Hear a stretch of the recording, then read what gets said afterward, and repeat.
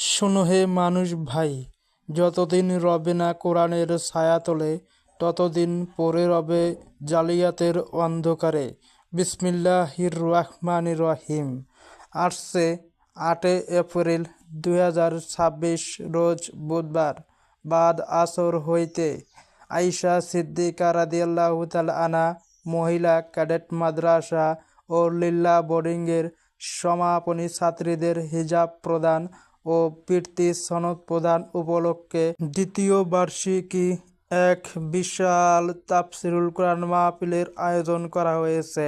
স্থান কুমারগঞ্জ দ্বিমুখী উচ্চ বিদ্যালয় মাঠ প্রাঙ্গণ, কুমারগঞ্জ বাজার, মিঠাপুকুর, রংপুর।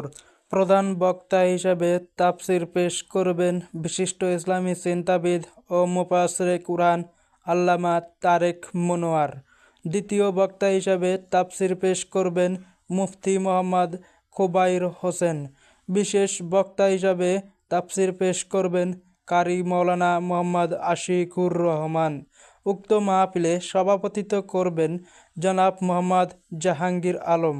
আরও প্রধান অতিথি হিসেবে উপস্থিত থাকবেন অধ্যাপক মোহাম্মদ গোলাম রব্বানী, মাননীয় সংসদ সদস্য, রংপুর 5 মিঠাপুকুর। আরও প্রধান মেহমান হিসেবে উপস্থিত থাকবেন জনাব মোহাম্মদ মুতাহারুল ইসলাম নিক্সন পাইকার।